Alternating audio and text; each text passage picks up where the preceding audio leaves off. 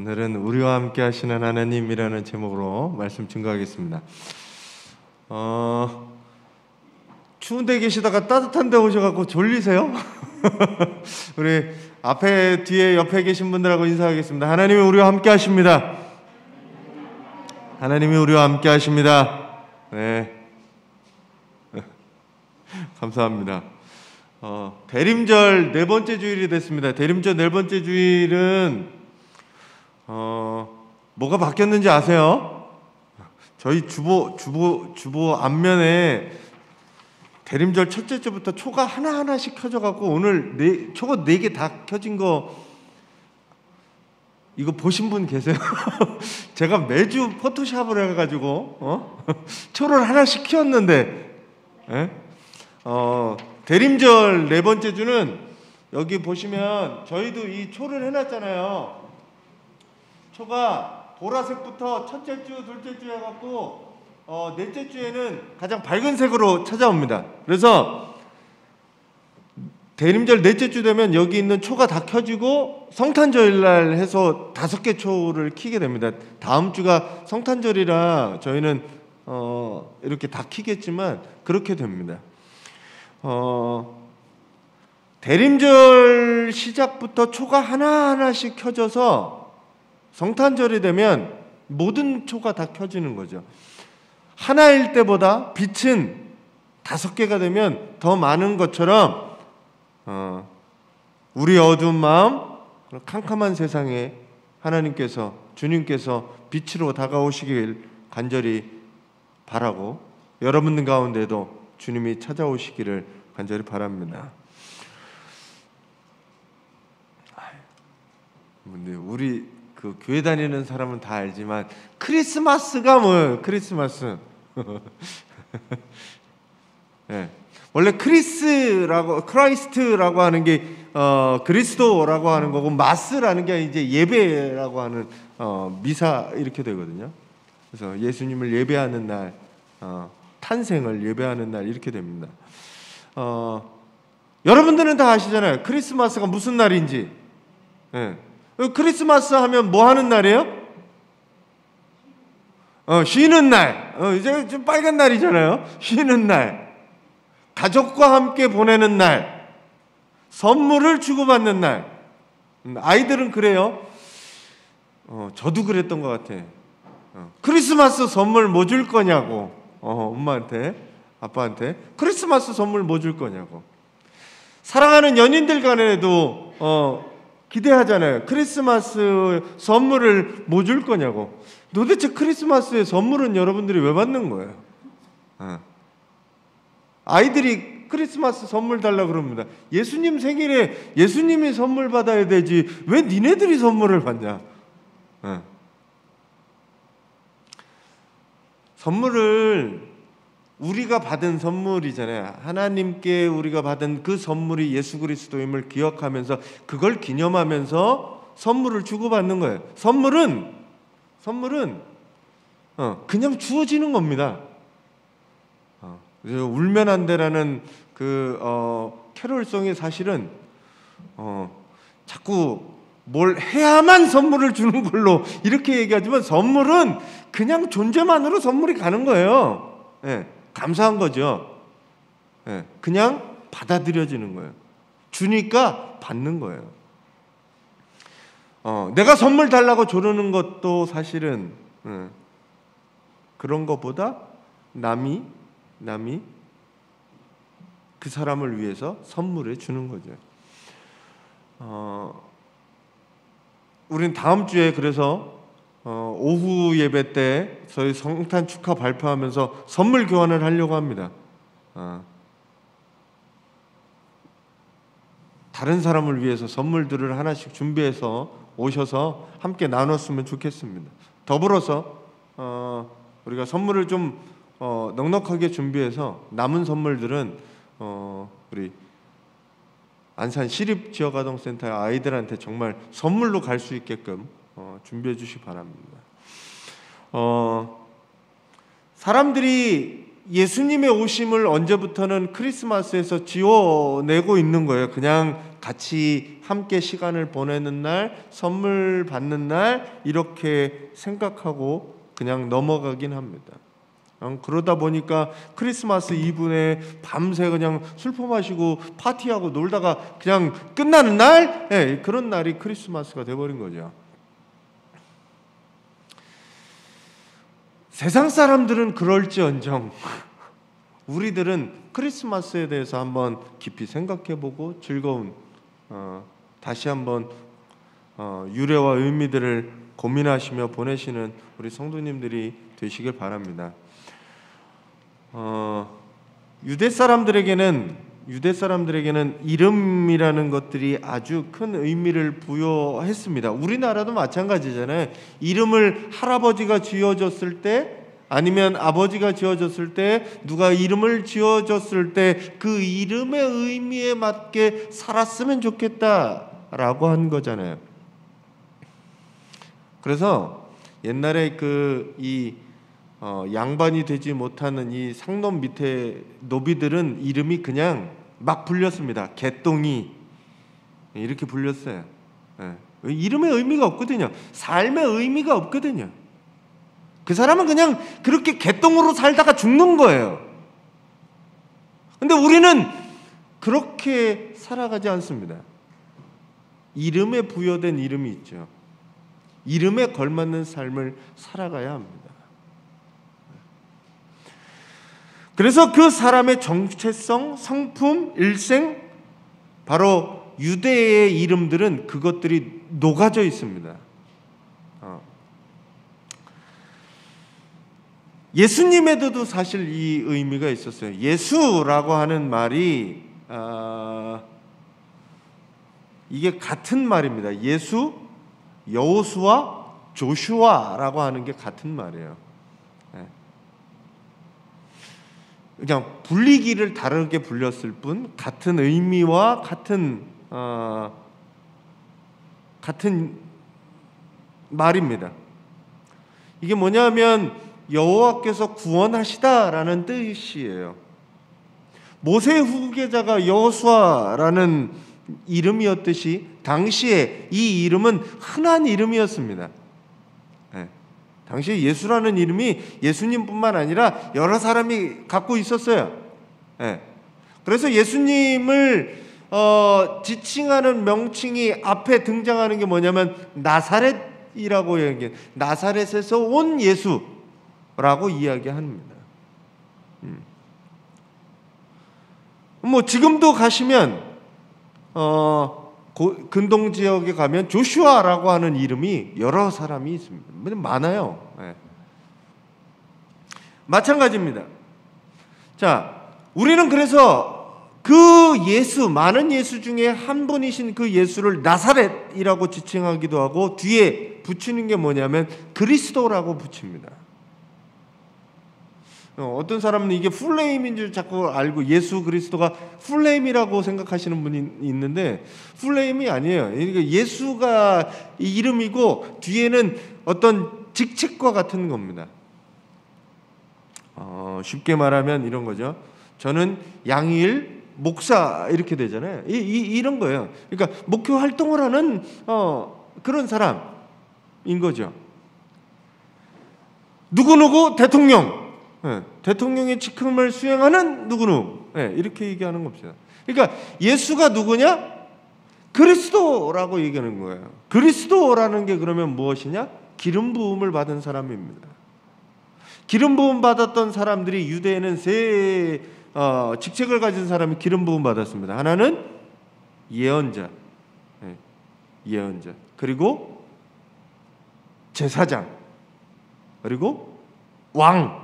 이 세 부류의 사람이 기름을 부었습니다. 기름 부음 받은 거죠. 그래서 유대의 이 기름 부음 받은 사람 가운데 가장 기름 부음 받은 이 그리스도라고 칭할 수 있는 사람이 바로 메시아라고 얘기해요. 메시아. 왕이면서 제사장이면서 예언자의 역할을 감당할 수 있는 사람이 메시아라는 거죠. 그래서 예수 그리스도라고 하는 것은 예수가 메시아다 라고 하는 것들을 믿는 겁니다. 그렇게 부르는 거죠.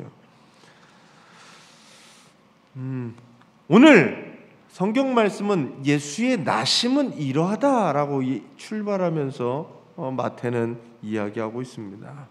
오늘 예수님의 나심을 통해서 여러분들이 성탄의 의미를 잘 새겨보시는 우리 성도님들이 되시기 바랍니다. 오늘 성경 말씀에는 이 요셉이 아들을 낳을 거다, 마리아를 통해 아들을 낳을 거다라고 하는 이야기를 듣습니다. 이 수태고지라고 하거든요. 우리가 알고 있는 수태고지는 누가 들었냐 하면 누가복음에 나타나 있는 마리아에게 들어요. 네. 누가복음에는 마리아를 중심으로 이렇게 글이 쓰여져 있습니다. 그래서 마리아가 천사 가브리엘이 갑자기 나타나서 잉태할 거다라는 얘기를 해요. 아니, 제가 처녀인데 어떻게 잉태합니까? 성령으로 잉태될 거다라고 얘기를 하고 마리아가 거기에 수긍하면서 이제 하나님의 역사가 시작됩니다. 근데 오늘 그게 누가복음의 얘기예요. 근데 오늘 이 마태복음은 누구에 대한 얘기냐면 요셉의 관점에서 이야기가 시작합니다. 그러면 요셉은 자, 요셉이 이렇게 들어요. 오늘 말씀의 시작은 이렇죠. 예수 그리스도 태어나심은 이러하다라고 얘기를 하고 그의 어머니 마리아가 요셉과 약혼을 했습니다. 약혼하고 나서 같이 살기 전에 유대의 풍습은 약혼하고 한 1년 정도 떨어져 있었어요. 근데 왜 그랬는지 모르겠지만 그 나라의 풍습이었습니다. 그러니까 결혼하기로 약속을 하고 1년간 어떤 정결에 대한 문제, 뭐 그런 것 때문이었는지 아니면 몸에 병을 갖거나 아프거나 그러면 안 되잖아요. 그러니까 그 시간을 한 1년간 두었어요. 네. 그리고 같이 살기 전에 마리아가 성령으로 잉태한 사실이 드러났다라고 하면 우리는 성령으로 잉태한 사실을 알고 있지만 요셉의 입장에서 보면 잉태한 사실만 드러난 겁니다. 결혼하기로 한 여자가 어느 날 결혼 전에 임신을 한 거예요. 요셉의 입장에서 보면 이 청천벽력과 같은 얘기죠. 마리아는 자기가 수긍했다라고 하지만 요셉의 입장에서 보면 이건 뭐라고 생각하겠어요? 결혼할 여자가 임신을 했어요. 그러면 뭐라고 생각했어요? 나는 알잖아. 나는 아닌데? 나는 아닌데? 요셉이 나는 아닌데? 나는 동침한 적이 없고 1년 동안 기다려서 나는 아닌데 그럼 누구야? 남이죠. 누군가. 누군가 이 여자가 누군가 만나서 임신을 했다는 사실이 충격으로 다가올 수밖에 없는 거죠. 네. 기본적인 생각으로. 그래서 뭐냐 하면 요셉은 조용히 끊고자 합니다. 의로운 사람이라고 얘기하고 있어요. 의로운 사람이라 조용히 끊고자 합니다. 세 번역에 보면 뭐라고 얘기하냐면 의로운 사람이라서 약혼자에게 부끄러움을 주지 않으려고 가만히 파혼하려고 하였다라고 되어 있습니다. 만약에 유대 사회에서 여자가 임신했다라고 하는 게 결혼하지 않은 여자가 임신했다라고 하는 것은 그냥 파혼으로 끝날 문제가 아니라는 거예요. 이 여인은 가늠한 여인이 되어서 투석형에 처합니다. 투석형. 돌로 쳐서 죽이는 겁니다. 요즘에도 그쪽 땅에는 그 아랍 사람들 가운데 간음했다 아니면 그 결혼을 욕보였다라는 이유로 투석형이 요즘에도 처해지는 것들을 보게 되잖아요. 네. 그게 유대 시대 때는 심했다라는 거죠. 그러니까 만약에 여기서 요셉이 이를 키우거나 아니면 나의 의로움을 정말 드러내려고 했다면 마리아를 신고해야지. 신고. 야, 이 여인이 나는 그런 적이 없는데 임신했다라고 신고하면 됩니다. 그러면 일이 깔끔해져요. 마리아는 사랑하는 여인이었다 없다라고 하면 좀 가슴 아픈 일이긴 하겠지만 나를 배신한 걸 생각하면 그 여인은 그렇게 죽어도 마땅한 여인이 되는 거죠. 근데 요셉은 그러려고 하지 않았어요. 그냥 조용히 그 마리아를 정말 사랑했던 것 같습니다. 그 여인이 죽거나 그렇게 부끄러움 당하는 게 그렇게 원하지 않았어요. 그래서 그냥 조용히 가만히 그냥 파혼만 하면 그냥 마리아는 집에 가서 친정에 가서 알아서 잘 살고 나는 또 다른 사람 만나서 잘 살면 되지, 뭐 이렇게 생각했던 것 같아요. 그렇게 나갑니다. 자, 이렇게 되면 그냥 아무 문제 없이 그냥 잘 흘러가는 거였어요. 근데 오늘 이 그림에도 보면 천사가 이 요셉이 자고 있는데 천사가 얘기를 하는 겁니다. 갑자기 자는데 주의 천사가 나타난 거예요. 그리고 20절에 이렇게 얘기합니다. 뭐라고 얘기하냐면, 같이 한번 읽어주세요.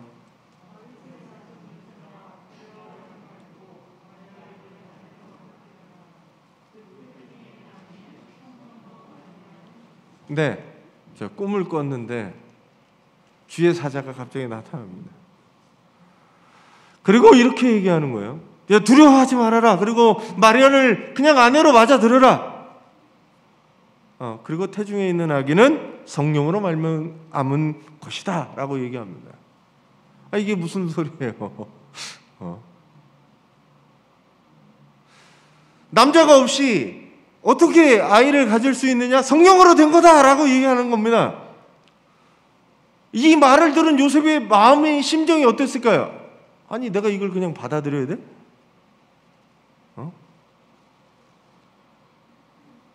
성령으로 잉태가 되다니, 이게 무슨 사람이 이런 기적이 나한테 이루어질 수 있는 거야? 이런 한편으로는 기적이고 한편으로는 말도 안 되는 일이 일어날 수 있는 거야? 라고 하는 거죠. 누구든지 이렇게 태어난 사람은 없는 거예요. 사람들이 그래서 꾸며낸 이야기와 신화냐라고 이야기합니다. 믿을 수 없기 때문에 사실이 아니다라고 하는 거죠. 하지만 우리는 어때요? 지금 성경 말씀을 듣고 하나님을 믿는 우리는 어때요? 하나님이 어떤 분이세요? 세상을 창조하신 분, 사람을 만드신 분, 죽은 뼈들로도 산 사람을 만드시는 그 하나님이라면 성령으로 잉태가 가능할까요? 안 할까요? 요셉이 믿는 하나님이 세상을 만드시고 못하는 게 없으시고 그리고 죽은 자도 살려내시는 하나님이라면 이 정도는 큰 의미가 아닌 거예요. 뭐 없는 사람도 만드시는 하나님이 야, 진흙으로 사람을 만들었어. 하나님의 아들이 진흙을 통해서 나올 수도 있게 하셨음에도 불구하고 그러지 않고 사람의 몸을 입어서 참 사람이 되시려고 그런다라고 하면 그러실 수 있다라는 거죠. 그리스 신화에 보면, 그리스 신화에서는 이 반신반인들이 막 태어나고 그럽니다. 우리가 믿는 하나님은 사실 그런 식의 방법이 아니시라는 거예요. 말씀으로 그것들이 이루어졌다.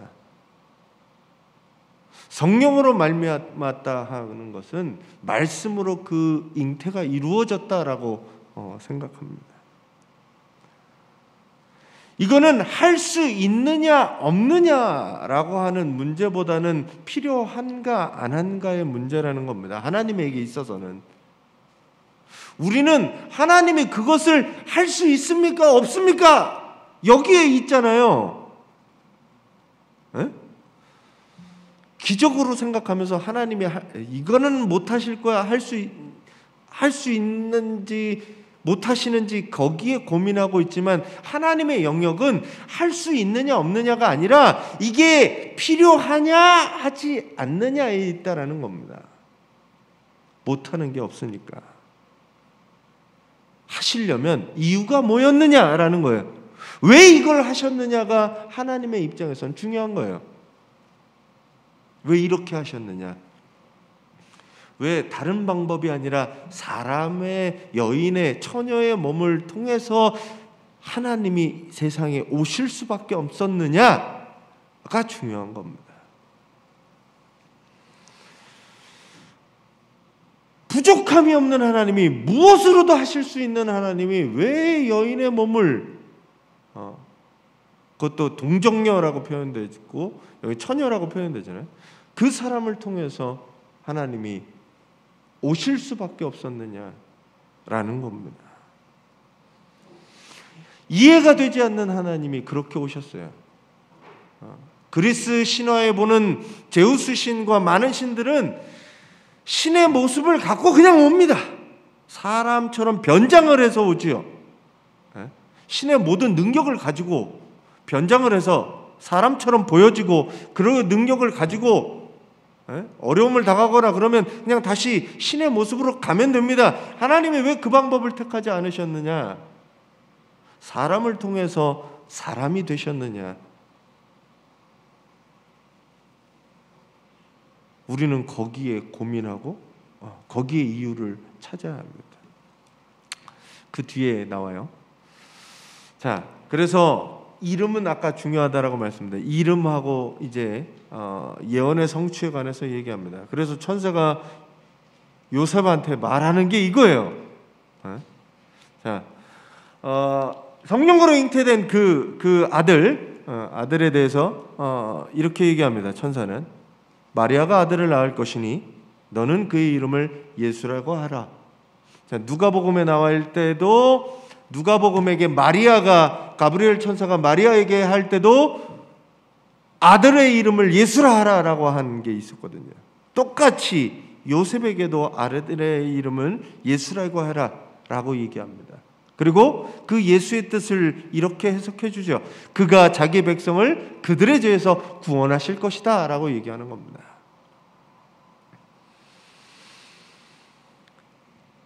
예수의 이 이름 뜻대로 예수님은 어떻게 사셨느냐? 자기 백성을 죄에서 구원할 자로 우리에게 오셨다라는 거예요. 하나님이 우리에게 오신 이유는, 사람이 되신 이유는 우리를 죄에서 구원하시고자 했다라는 겁니다.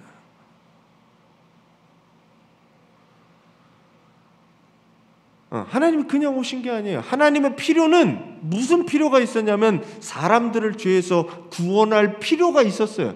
그 필요를 어떻게 해결하느냐? 인간의 모습을 통해 올 수밖에 없었습니다. 그게 사람을 가장 잘 이해하고 사람을 가장 잘 알 수 있는 방법이라고 생각하셨어요. 내가 그 사람처럼 되는 게. 우리 아이들하고 얘기할 때, 저도 몰랐는데 그러잖아요. 아이들하고 얘기할 때 어른들이 서서 얘기하면 이렇게 내려볼 수밖에 없잖아요. 아이들은 이렇게 올려보게 됩니다. 그래서 이야기할 때 뭐라 그러냐면, 뭐 이렇게 학자들이 아이들하고 눈높이를 맞추라고 하잖아요. 눈높이를. 왜 그래요? 눈을 맞출 때, 내가 낮아져서 그 아이하고 눈을 맞출 때 비로소 평등한 관계가 되고 이야기가 되는 거예요. 높은 데서 있지 말고 아래로 내려와서 겸손하게, 나는 내려올 수 있으니, 제가 높아질 수가 없으니까 내가 그 사람에게 맞춰주는 겁니다. 하나님이 우리를 가장 잘 이해하실 수 있는 방법은 우리와 같이 되시는 것이었어요. 배고픔을 느끼고 고통을 느끼고 아픔을 느끼고 태어나서 아무것도 할 수 없는 인간. 참 하나님이 만드실 때 사람은 부모 밑에서 성장할 수밖에 없게끔 만들었어요. 다른 짐승들 보세요. 물론 태어나서 뭐 젖먹이를 하긴 하지만 한두 달 정도 지나면 다 자기가 알아서 서서 일어나서 기어다니고 합니다. 송아지는 태어나고 몇 분 안에 이렇게 일어나요. 근데 사람은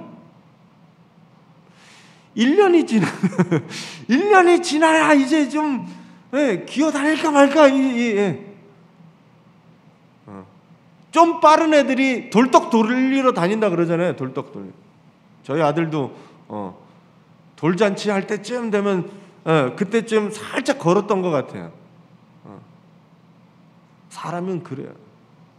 그리고 나서도 언제까지 보호하고 계세요?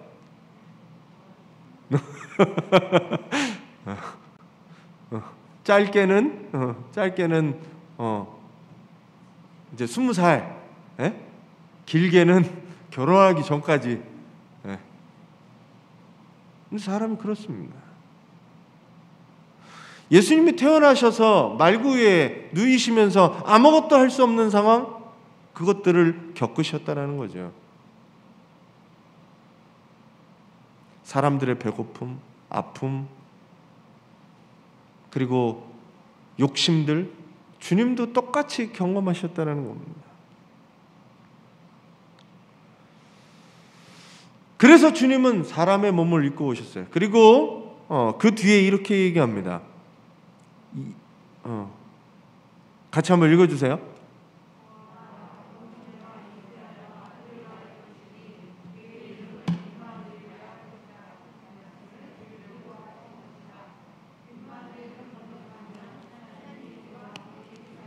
자, 약속의 성취, 예언의 성취를 하신 말씀을 이루려고 하는 건데,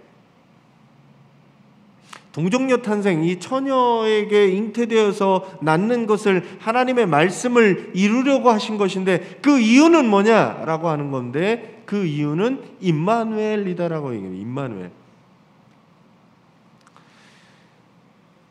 임마누엘은 예수님의 또 다른 이름처럼 되는 거죠. 예수님이 어떤 분이냐?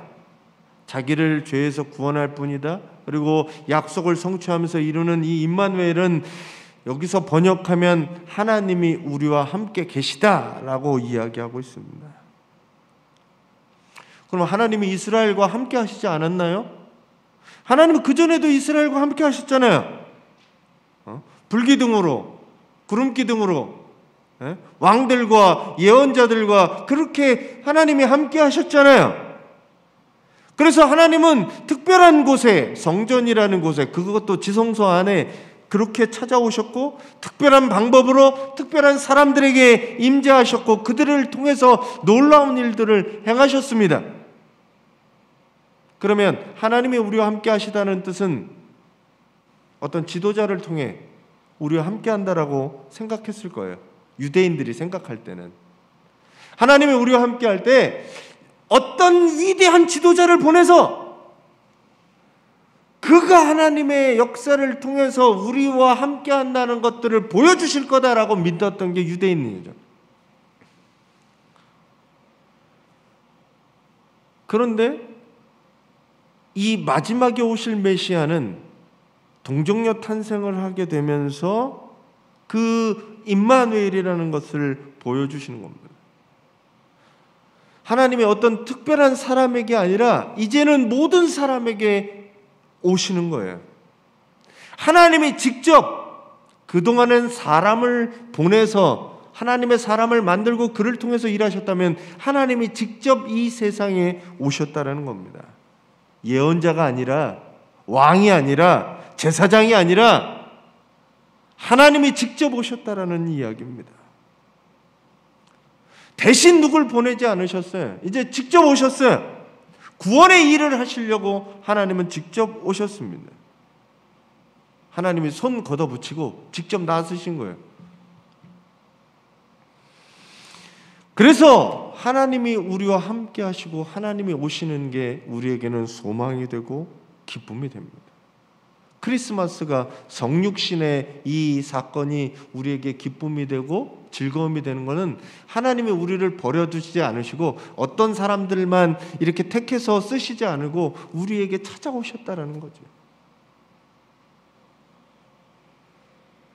하나님이 우리와 영원히 함께 하신다라고 말씀하고 있습니다. 마태는 이 하나님이 함께 하시다는 게 굉장히 중요해요. 그래서 마태복음 시작에 임마누엘이 하나님이 우리와 함께 하시다라고 시작을 하고, 마태복음 가장 끝에 28장 맨 마지막 절에 뭐라고 얘기하냐면, 주님이 이 세상을 떠나시면서 내가 너희와 항상 함께 있으리라 라고 얘기합니다. 중요한 거는 하나님이 함께 하시느냐 하시지 않느냐는 거예요. 내 인생에서 중요한 거는 하나님이 함께 하시느냐 하시지 않느냐. 상황이 어렵고 힘들고 억울하고 그런 시간들이 있어요. 그 시간들을 내가 하나님이 나와 함께 하신다고 믿는 사람은 그 시간들이 나로 하여금 하나님을 만날 수 있는, 하나님의 기적을 경험하는 시간들이 됩니다. 하나님이 함께하지 않는 사람들은 그 시간들이 그냥 고통의 시간들이 돼요. 즐거움을 겪는 것도 하나님이 함께하지 않으면 그건 나의 쾌락으로, 죄악으로 빠지는 길이 돼요. 결국 우리가 하나님이 함께하느냐 함께하지 않느냐, 거기에 초점이 맞춰져 있다는 겁니다. 여러분들의 삶 가운데 이것들을 한번 돌아보시고 중요하게 생각하고 다시 한번 살펴보시기 바랍니다. 예수님이 과연 나에게 찾아오셔서 나와 함께 하시는가? 아니면 나를 스쳐 지나가시는 그런 분이신가? 예수님이네. 그분과의 만남이 되지 않고 스쳐 지나감이 되고 있지 않는지. 저분 예수님이야. 여러분들과 함께하는 그분과 시간을 보내고 그분과 사귐이 있고 그분 안에 있는 우리 성도님들이 되시길 바랍니다. 주님 바라는 게 그거라는 거죠. 하나님과 함께 하시면 그곳이 어디든, 그 시간이 어떤 시간이든 우리에게는 축복이고 은혜임을 여러분들이 깨달으시고 그 안에 거하시는 성도님들이 되시기를 바랍니다. 때로 우리가 혼자라고 느낄 때도 있고 외롭다고 느낄 때도 있습니다. 내 곁에 아무도 없고 누구도 위로가 되지 못할 순간순간을 우리가 경험하기도 합니다. 도대체 어떻게 해야 할지 모르고 답이 보이지 않는 상황도 우리는 겪게 됩니다. 하지만 그때에도 하나님이 우리와 함께 하신다는 것을 기억하시기를 바랍니다. 주님은 임마누엘의 하나님이다. 내 지금 이 형편과 이 상황을 모른 척하거나, 그리고 그때 될 대로 되라고 그냥 아무렇게나 아무 일도 안 하시는 하나님이 아니라 우리와 함께 아파하시고 고민하시고 우리의 아픔과 고통들을 주님도 다 알고 계시고 함께 하시고, 그것들을 통해 하나님이 계획하시는 그 삶으로 우리들을 초청하시고 이끄시는 그 하나님을 여러분들이 만나시기를 간절히 바랍니다. 여러분 앞에 있는 현실, 처해 있는 상황, 여러 가지 문제들, 여러분의 문제가 아니라 하나님께 좀 맡겨드리시기를 간절히 바랍니다. 그러면 하나님이 우리를 불쌍히 여기시고 관계 맺어주시면 하나님이 그 문제에 개입하시고 그 상황에 함께 하셔서 우리를 도우시고 역사하실 줄 믿습니다. 이 대림절 기간 여러분 가운데 주님을 모시는, 내가 주님과 함께하는 우리 성도님들이 되시길 간절히 바랍니다.